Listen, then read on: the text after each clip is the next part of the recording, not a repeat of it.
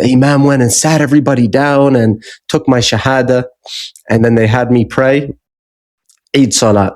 So I went back home that day and I did exactly what my friend told me to do. Every single morning I'd wake up, I'd make dua to Allah to help me to change my life, but then I would go out and do the same things I was doing in the street. Every single day for a month, I'd wake up, make this dua, and do the same thing. One day came where I woke up and made the dua, went out in the streets, and I was in front of a club on, I think it was called Washington Avenue, a club called Jazid. And a man in a wheelchair passed by me. And he stopped in front of me. And he told me to come close to him. He wants to tell me something.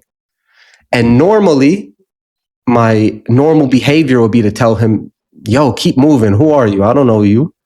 But something in me told me to listen. So I come close to him and he gets up out of his wheelchair like that and moves close to me to tell me something.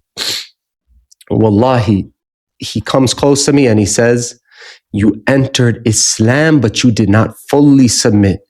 Your mother is crying every night. Your father has basically disowned you. The police are building a case against you. Look at that guy over there, points to somebody across the street. He's like, you think that's your friend? He's been plotting on you for the past X number of months. And look at that guy over there. And then this guy started to tell me everything around me and things that I would only know about myself. And then he told me, he said, you have 2 weeks. Either you turn to Allah and start worshiping Allah the way He deserves to be worshipped, or Allah will place a sickness in your heart that you will never be able to get rid of except if you turn to Him. So either turn to Allah on your own or Allah will force you to turn to Him.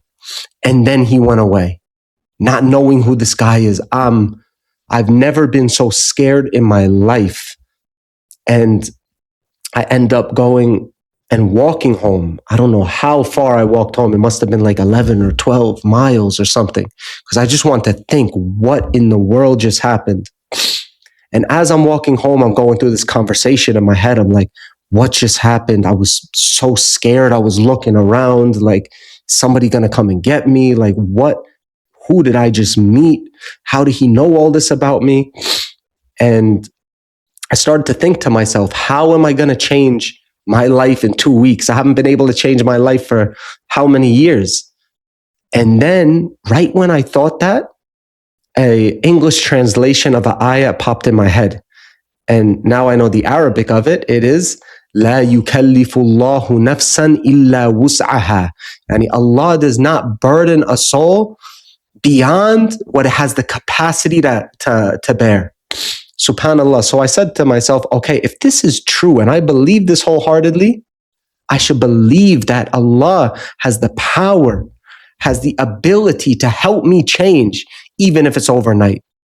So I went home that night and I went with a firm intention that I am going to wake up and I am going to abandon my old life.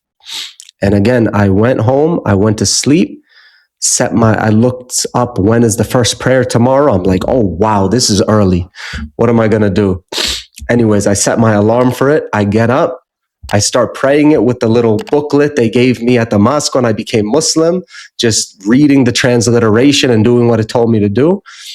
Deleted every number from my phone, from all of my old contacts. And that was the last day which I ever touched a drug, which I ever smoked a cigarette, which I ever did anything from my old life.